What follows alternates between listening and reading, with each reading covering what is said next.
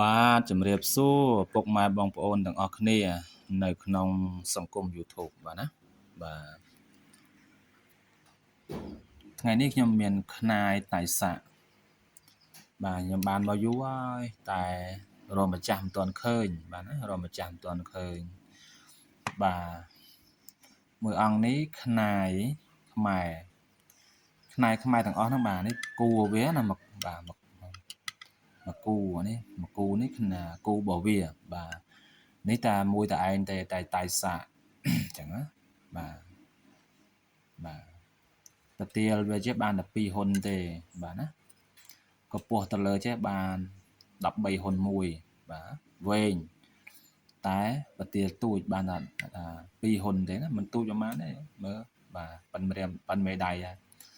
បាទតាន់ស្អាតតែមែនទែនបាទណាសាច់តាន់ពើងគេថាសាច់ក្រាស់អញ្ចឹងណាបាទនេះបាទឯស្នាមនេះស្នាមត្នែងតិចតែគេកាត់ត្រូវអញ្ចឹងណាបាទអញ្ចឹងខ្នាយយើងនឹងថាចាស់បុរាណលោកប្រើខាងសឹកសង្គ្រាមការពារអាវុធយុទ្ធភ័ណ្ឌគ្រប់បែបយ៉ាងទៅបាទអញ្ចឹងណាបាទមួយគូនេះបាទកម្ពស់បាទ12ហ៊ុនកន្លះបាទនេះណា12ហ៊ុនកន្លះមួយគូនេះណាបាទតៃសាក់ដូចគ្នាដែរបាទ12ហ៊ុនកន្លះប្រទៀលបាន2ហ៊ុន2ប្រទៀលធំបាទណា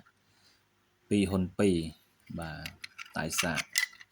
ហើយក៏ខ្ញុំបានធ្វើកិច្ចដាស់ប្រសិទ្ធិគុំធាតដាស់វិញ្ញាណនិងអភិសេកបានបាទច្រើនសិលណាខ្ញុំច្រើនខែនេះបាទចូល3 4 5ខែហើយបាទណាបាទ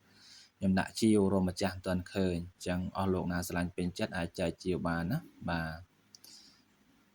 នេះល្អមកចុងវាចាស់មែនតែនបាទចាស់មែនតែនកម្ពស់13ហ៊ុនបាទ13ហ៊ុនជាងចាស់12ហ៊ុនជាងបាទ12ហ៊ុនជាងកម្ពស់ណាប្រទៀលបាន2ហ៊ុន2មួយគូនេះណាតៃសាក់រីឯមួយគូនេះក៏តៃសាក់ដូចគ្នាដែរបាទជារបស់ខ្ញុំទិញរាប់ខែអញ្ចឹងទៅដល់បានមួយគូបាទចាអានេះបាន13ហ៊ុនជាងណា13ហ៊ុនជាង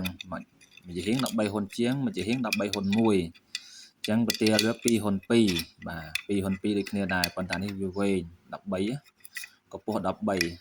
13ហ៊ុនអញ្ចឹងបាទអស់លោកណាស្រឡាញ់នៅខ្នាយខ្មែររបស់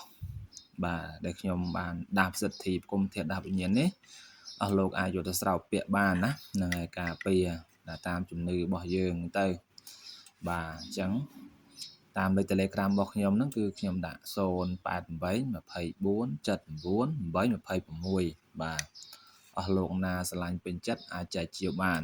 បាទមានអបនិស្ស័យណាបាទក៏សូមគោរពសូមជម្រាបលាបងប្អូនទាំងអស់គ្នាដែរ